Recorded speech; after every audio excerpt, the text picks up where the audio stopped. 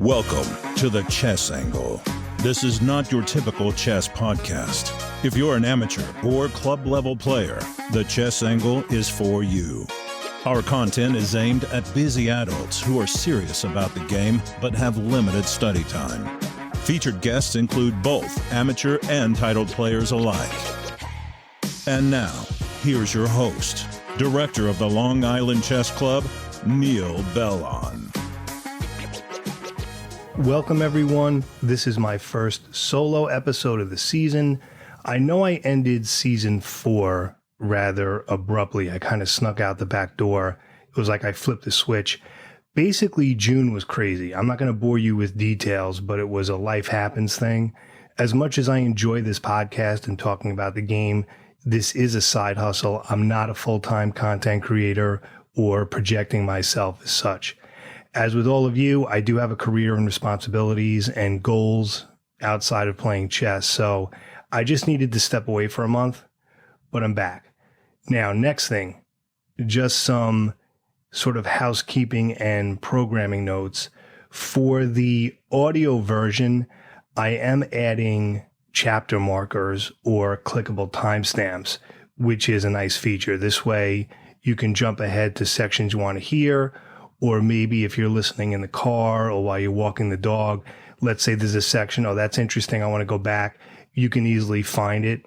Now, with the chapter markers, because I'm just kind of experimenting, I'm just getting into it, it definitely works in the Spotify app, not the desktop application or like the Spotify website, but if you're on the Spotify app on your phone or tablet, which is probably many of you, it should work. And it also works on our website, thechessangle.com. You'll see a tab for it. I'm not sure about Apple Podcasts. I'm actually not an Apple person. I don't have an iPhone. I'm not really into Apple products. That's a separate discussion. But anyway, I'm an Android person. So I'm not sure if it's working, the chapter markers on Apple Podcasts. You'll have to let me know. Now, one thing I noticed when I first dropped the episode, because you know I drop my episodes on Sundays, I have it auto set to release at 4 a.m. Eastern time on Sunday mornings. But for some reason, the chapter markers take a day or two to post. I guess they need to calibrate it. I'm not sure. So when the episode first drops, the chapter markers will look as just text with not any clickable links. And then after a day or two, you'll have clickable timestamps, but you'll see it as plain text as well. See, what I do is I type it in the show notes. They convert it to clickable links, but the original text still stays there.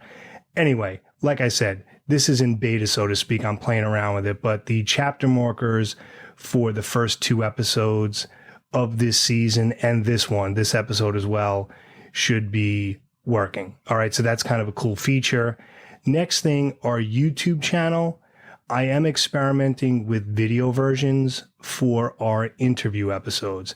Now, there's 2 on there now, the James Altucher episode and the Gerald Times episode. Both great. Definitely check them out. I'm going to see how this goes. I'm still playing around with how the YouTube channel is going to look as far as the video presentations. I'm not sure if I'm going to stick with posting full episodes, or maybe I'll do clips, like 10-minute clips or whatever, because people really aren't looking at the entire hour or 50 minutes. I mean, it really is an audio, an oral AURAL type of content, right? These are really meant to be listened to. The main reason I have the YouTube channel is really to direct traffic to the audio version, right, on Spotify or Apple Podcasts. That's really the type of content that this is. But I guess some people do like to look at the video version. But like I said, I'm deciding whether I'm going to keep full episodes or just 10-minute clips. And I'm looking into maybe doing chapter markers on there as well. I got to see, because I don't want this to turn into like a whole nother thing, because it's another sort of workflow thing. Now, I will tell you this. The videos on the YouTube channel really aren't edited like the audio version, because what I do, the platform I use to record, I pretty much just put the video right onto YouTube. I'll chop maybe the beginning and the end where we kind of talk off air, but then I just kind of put it on there because I'm not going to sit there and start editing the video version. That's just going to be way too much work. So it's not going to have the same sort of tight editing that the audio version does, but it is kind of cool to see it, right? You can see my mug, you can see the guest. So like I said, I'm going to play around with what the channel is ultimately going to look like as far as the video presentation, but that's a cool addition to the podcast, and I'm happy to add it. So this week, I want to catch up on our listener mailbag. I apologize that I'm just getting to these now, but better late than never, as they say. A reminder, everyone is invited to email questions or topic ideas.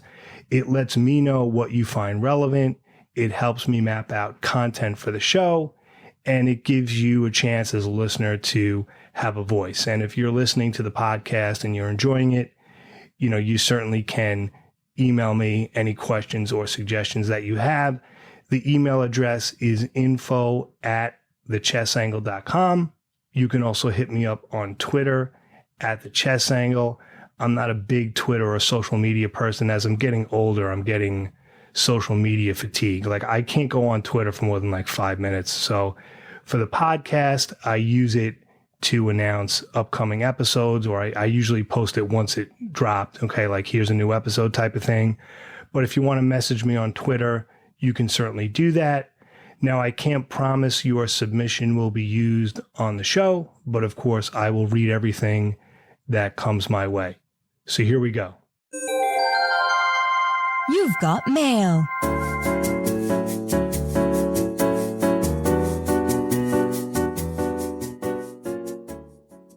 All right, so here we go.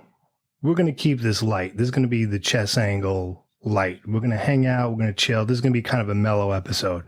I don't know. I'm in a mellow mood today. Anyway, our first message or email is from Mateo, and he writes, "Hi, Neal. Wanted to say I am loving your podcast. I'm a learning adult with limited time and just love the game.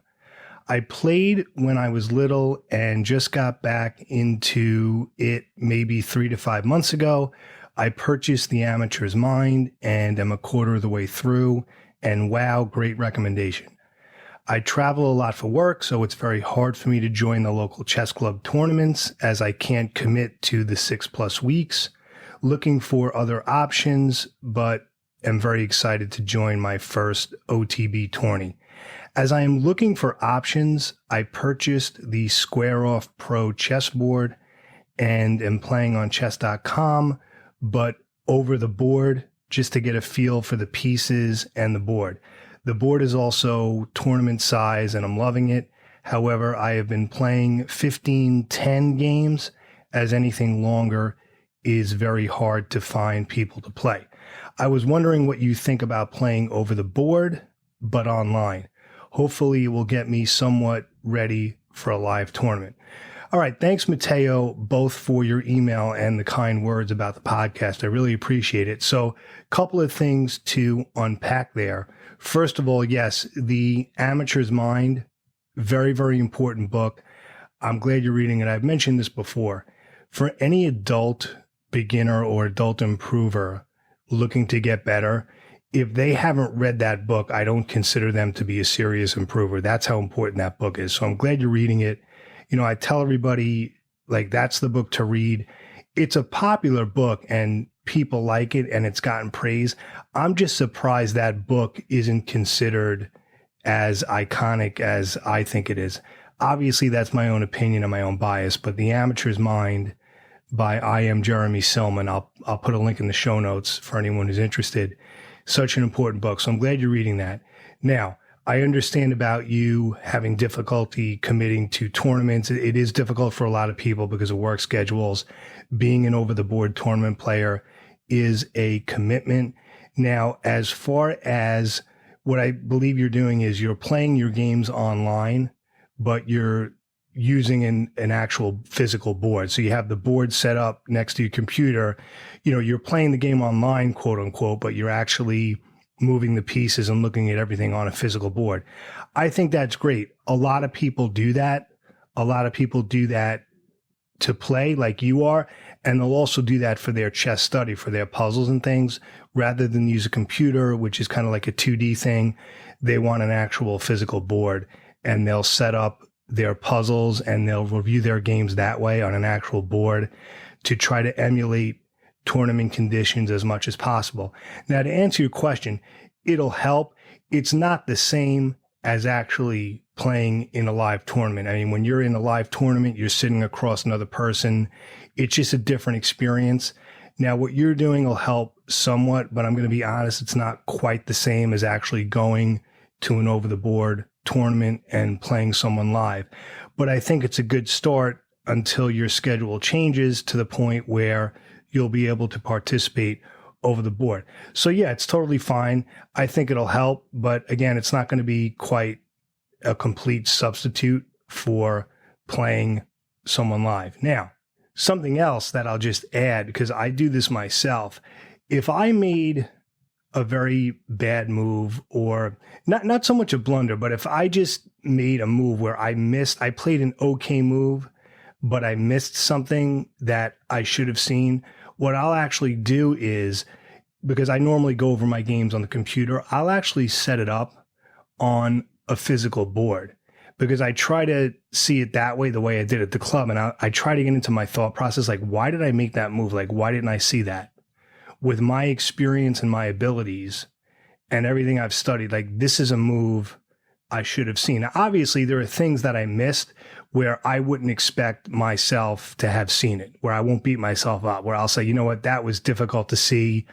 Even a 2300 player might have had difficulty with that. But if I missed a move, I should say, if I missed a move, that is, that I really felt I should have seen, I'll set it up on a physical board rather than look at the game on the computer. And I'll try to figure out, okay, like, why did that happen? What was going on? Was I distracted? Was I thinking of someone else? Was I looking at just one area of the board? What was my mindset? And, you know, sometimes it helps me with my own thinking, and that way I can prevent those types of mistakes in the future, almost like a metacognition thing, like thinking about your thinking. So to wrap this up, Matteo, yeah, I think it's a great idea when you play online to use a physical board. Not quite the same as actually doing it over the board, but in the meantime, like you said, because of your schedule, I think it's a great idea until such time that you can do it. And when you do play in your first over-the-board tournament, I wish you the best of luck. Let me know how it goes. Our next email is from Zach from Utah. So shout out to our listeners in Utah. And he writes, "Hi, Neal. Love the podcast. It's gotten me interested in playing OTB again, but all of the clubs in my area around Salt Lake City are informal and unrated, with most playing fast, for example, 5-minute blitz time controls. Do you think playing in these kinds of clubs at these time controls is worthwhile? There are some tournaments hosted by the Utah Chess Association, but even these are using faster time controls, game 45 or less, sometimes even game 5 blitz. And is one 4-round one-day tournament a month enough to establish a rating and improve? I have found one weekly UCA, that's Utah Chess Association, game 15 4-round tournament hosted on Saturdays, but between playing at such a fast time control and playing 4 games back to back, I'm unsure if it's good for OTB improvement. Thanks, Zach, both for the nice words about the podcast and for your email. You raise some excellent questions, and I do have a certain bias here because, as you know, if you've been listening to the podcast, I'm not a big fan of the whole like multiple games in one day thing. I'm really more of a once a week club person. I'm not saying that because I run a chess club, because even before I started the Long Island Chess Club, that was kind of like how I felt. I would go to these major weekend tournaments and I just was not doing well. I just couldn't play that much chess in one weekend. But let's kind of itemize or break down your message. Now, the first part of the email where you ask about playing 5-minute games in the informal club, I don't think it's worthwhile for improvement. Now, listen, chess is supposed to be fun. If you're enjoying those 5-minute unrated tournaments, if you're enjoying it, if you find it worthwhile, then do it. Of course, if it's fun, do it. Is it going to really help you improve over the board? I don't think so long term. I mean, it might help with tactics and things. Other people are going to disagree. Other people are going to say, yeah, play those 5-minute games. Any type of playing will help. I'm not so sure I agree with that. I mean, if you're looking to develop in classical time controls, I don't really know if that's the most beneficial way to spend your time. But if you're enjoying it, do it.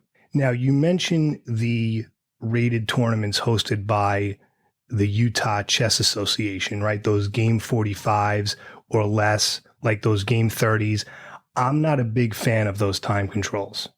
All right. Because what happens is, like in a game 45, you end up playing 40 minutes of slow chess and then you're blitzing out like the last 5 minutes. And it's basically, you know, who's going to make the blunder and lose the game. I'm not a big fan of those game 45s, even the game 60s, like the game 30s. I'm not a big fan of those. I think for over the board time controls, like the slowest I like to go is game 90, maybe game 75, and that's with a minimum of a 5-second delay. So I'm not crazy about those. Now, to establish a rating, I mean, as soon as you play in even just one USCF rated tournament, even if it's just 4 games, you're going to get a provisional rating. All right. So that's all you need to do there. And then I believe it's after 25 games. I've been doing this how long? I should know this. I think it's after 25 games or something like that, that you get a permanent rating. But up until that point, it's a provisional rating, and you're going to see it calibrate. It's going to make some crazy jumps, like up, down, as it calibrates. But yeah, as soon as you play in one rated tournament, you're going to get a provisional rating. But I'm not crazy about those game 45s. I think it's junk chess. I mean, again, if you're enjoying it, do it. If you're really looking to improve your classical game and really get strong and really up your rating, I don't think it's going to help long term. But again, you're also dealing with a situation where that's the only thing in your area. So you kind of have to think about that. It's a little bit of a trade-off. And I've heard this before, Zach, from many, many players where they want to play in USCF rated events. They want to play in slower time controls, but there's nothing OTB around them. And if there is, it's these quick controls. So it puts you in a tough position. Like, do you not play at all because you hate that time control? Or do you do it because you really want to play, but you don't like the time control? So you're going to have to kind of weigh the pros and cons. I wish I had a better answer for you. But personally, I'm not a big fan of those game 45s. I would say this, try it out. Okay, try it out. But I think long term, those aren't the ideal time controls. And hopefully there might be something in your area where they'll have maybe a game 90 or something slower. All right. But I wish you the best of luck. Our next message is from Chad. Good morning. I wanted to extend my compliments on the podcast. I've been enjoying it a lot over the last month. I have recently been re-engaging with chess as we have been introducing our 2 sons to the game. It's been a lot of fun for the 3 of us to do the local chess club. However, as an adult, now in my mid-40s, I've been finding my attempts at improvement to be a struggle. I don't have any delusions about being a tournament or rated player. I just like to sit down at the board or play a game online and not immediately be a doormat for my opponent. Your podcast, as well as your generally positive outlook, has been a big help for me. A fair amount of the content goes over my head, but I've gotten good advice, and I think it helps to just get the language of chess in my head. I was wondering if you could recommend any books or annotated games, or any books of annotated games, where the annotations are geared toward lower rated players. As much as I would be superficially drawn towards annotations written by Kasparov or Carlsen or Fischer without any common frame of reference, I think it would have very little educational value to me. It would be like learning to fly from an eagle. Anyway, thanks for what you do. Have a great day, and I hope you win your next game. Well, thank you, Chad. And the way I'm just laughing. The way I've been playing lately, I need all the help I can get. So I appreciate the good wishes. So anyway, thanks for the kind words. Thanks for your email. So a couple of things. As far as, being an adult and struggling to get better, I feel you. I hear it. We're all dealing with that. Even, adults of all levels of rating have that struggle, and as we get older, we get busier. Most of our listeners are in a similar situation as you, Chad. So I totally get it. So let me kind of work backwards. I'm going to recommend the books that you requested, and then I want to just talk about improvement at your level in general. So the classic book, as far as annotated games move by move, would be Logical Chess Move by Move by Irving Chernev. I remember looking at it a while ago, but that's sort of a classic book you might want to check out. The other one, which I read a number of years ago, which had a big impact on me, is Understanding Chess Move by Move by John Nunn. I'll link both of these up for you and anyone else who's interested. Now, that book, The Understanding Chess Move by Move, I don't have it anymore. I read it a while ago. I don't know if I traded it to somebody or, I don't know, I was moving on. It got lost in the shuffle somehow, but I do remember it. That's a great one as well.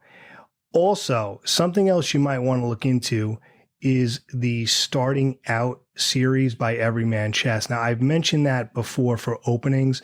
No matter what opening you use, whether it's the Roy Lopez or the Sicilian or the, I'm just making up names off the top of my head, but they have a Starting Out series for pretty much every opening.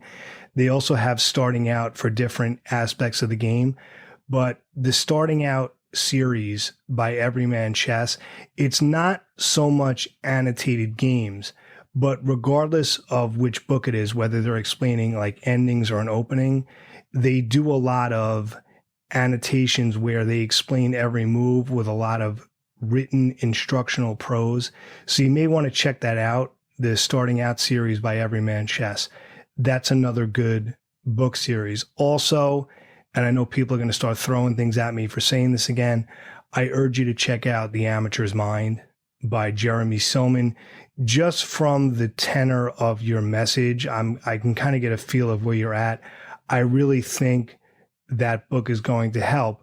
And one general comment about annotated game collections, even if they're geared for beginners, I think if someone, now I don't know exactly where you're at, Chad, I think you're more than like a rank beginner. Like I think you know more than just how the pieces move, but depending on where you're at, you may want to work on tactics and fundamentals and like not hanging pieces, things like that, your basic checkmating patterns.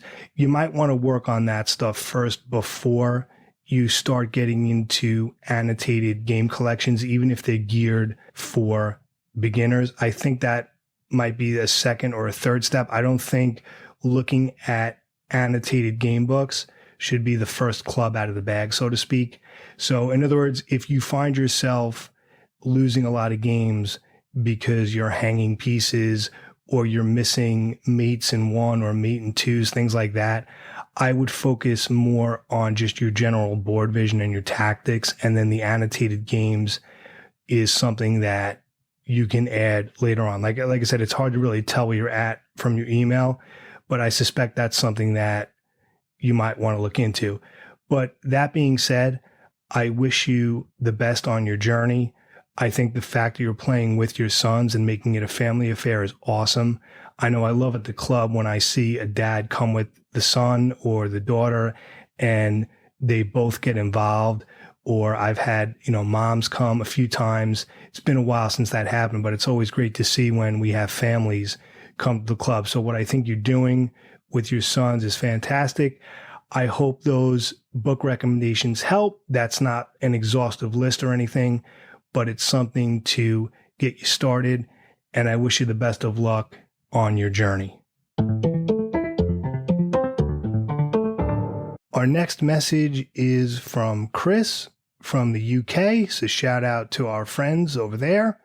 And he writes, "Hi, still loving the pod from across the pond. Just wondering your take on how the World Championships are run. I'm a firm believer that the format is useless. No other sport, apart from combat sports, sorts their champion like this, and finishing with rapid or blitz is horrendous. As with everything, there's no point having an opinion without a solution. Well, here's mine. Top 7 players plus the current champion have a double round robin. If players are tied, they play 2 90-minute plus 30-second delays a day until there is a winner. The player who has the most wins in the round robin starts as white. If that's the same, the player who has best head-to-head in the tournament starts as white.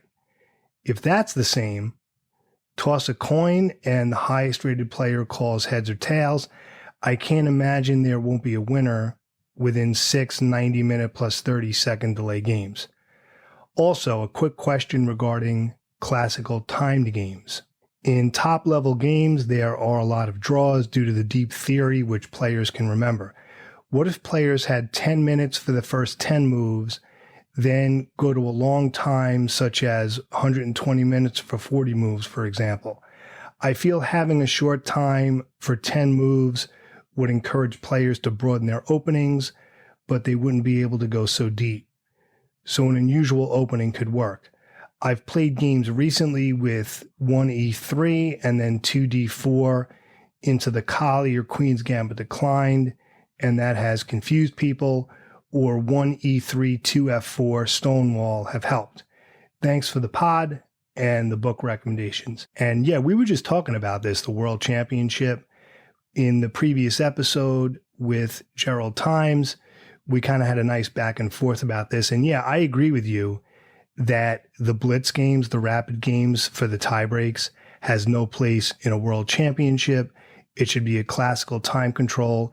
I think having those blitz games, while they're certainly entertaining, I mean, I'm not going to lie to you, even for myself, I think from an integrity standpoint that it shouldn't be in a world championship. So we're in agreement there. Your round robin idea, your double round robin idea is interesting. I don't know if that's going to fly with FIDE. And then your suggestion about having a quicker time control in the beginning to force them to try different openings.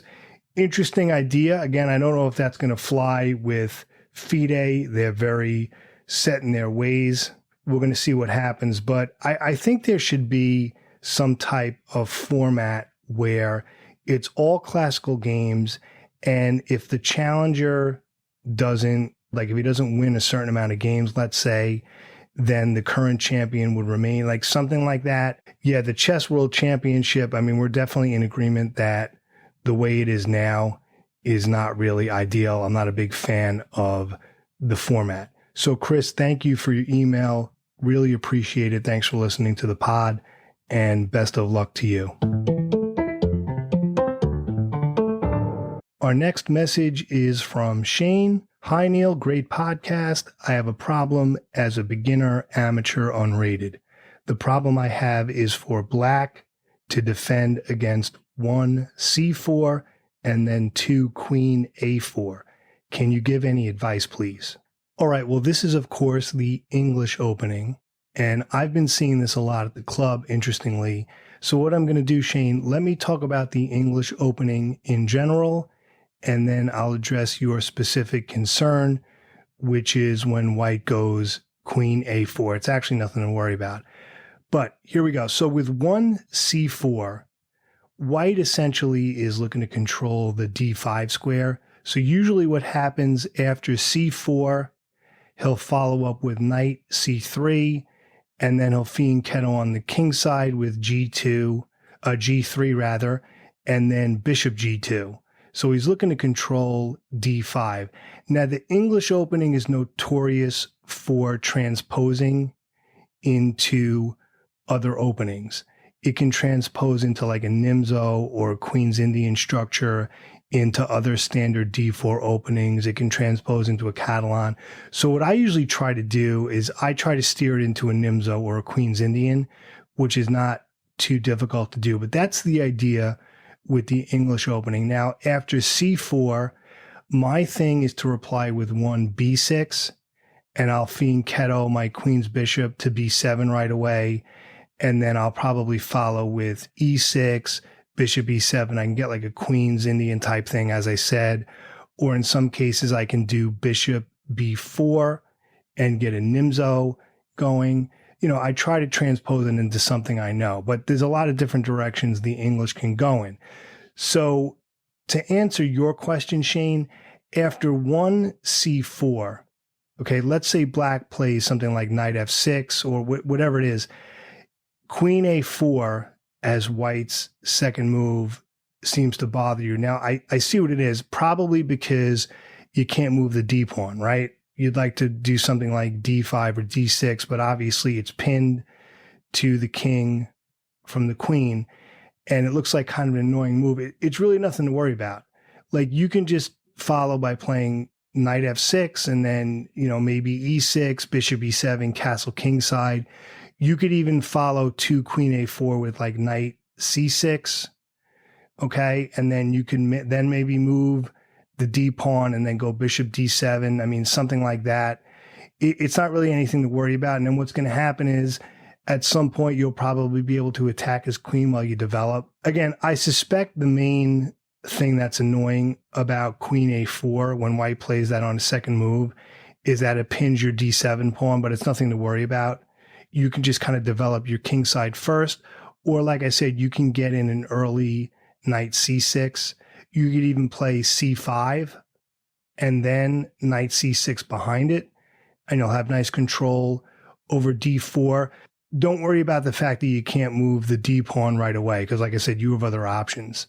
All right, so just to recap, I'll just use knight f6 as black's first move as an example. After c4 and then something like knight f6, queen a4, you can go knight c6, right? You can go something like e6. All right, you could even do c5 and then knight c6 right away, and then go e6 and then move your dark squared bishop, that type of thing. But that queen is going to be a little vulnerable there on a4, because at some point, you might be able to attack it. It's not really a good developing move. Now, queen a4 is white's second move. It's probably good in like a speed game, and like a 3-0 or a 5-0 blitz game. It's probably good because it might throw black off a little bit, but in a classical game, it's nothing to worry about. So I hope that helps, Shane. So just some ideas there on the English opening, and good luck to you. Our final email is from Jackson. He writes, "Good morning, afternoon, or night. I have a question. What are your thoughts and feelings on the Tennyson Gambit, the Intercontinental Ballistic Missile Variation? It's a meme opening, and here is the YouTube link." Okay, thanks for your email, Jackson. I have to admit, when I first got this, I thought it was spam or somebody playing a joke, but there is such a thing. And what I'm going to do is refer everybody to a video that Levy Rosman put out on this. I'm going to link it below. I would recommend watching that. It's like a 7 or 8 minute video, but I'll discuss it briefly here. Now, as far as my thoughts on it, I'm not an E4 guy. I'm not a gambit guy. And the thing with gambits in general, like for a gambit, for those of you who may not know who are beginners, a gambit in the opening is essentially where you give up a pawn with the idea of getting a lead in development, or maybe getting 2 center pawns, something like that. But you have to be comfortable playing those kinds of positions and playing aggressively and giving up a pawn. That's just not really my thing. So that's my own opinion, Jackson, but it's certainly interesting. I wouldn't use it in a classical game, but the idea is that it's an offshoot of the Scandinavian defense. So after one e4, if black plays d5, you would play knight f3, and then it goes into this whole thing where you end up sacrificing another pawn. And then the reason it's called the Intercontinental Ballistic Missile Variation is because there's a tactic where you check black's king, and then it forces your queen to take his queen, or, black ends up losing his queen and your queen shoots across the board and takes his queen. That's why it's called the Intercontinental Ballistic Missile Variation. I never heard of this till you mentioned it, Jackson, but I checked it out. It's entertaining. It's fun. You can try it. I mean, I think for online games, it's probably a cool idea. If you're into aggressive E4 openings and you like doing gambits, check it out. What I'll do in the show notes, I'll just put like the beginning moves. And then, like I said, I'll link up Levy's video about this and you could check it out. Yeah, to answer your question, Jackson, yeah, you can have fun with it. I'm not going to use it at the club myself. Maybe I'll try it for fun on a 5-minute blitz game online. Like I said, though, I'm not really an E4 player, but it's certainly entertaining, and I appreciate you bringing it to my attention, Jackson. So that will do it for this week. I want to thank everybody who sent an email. They were great topics, great ideas. Again, if you have a topic idea for the show or a question for me, you can email me at info@thechessangle.com or message me on Twitter @thechessangle. I can't promise that your question or topic idea will be used, but I'll certainly look at everything that is sent my way. Really appreciate you listening. And as always, I hope you win your next game. Have a great day, everyone.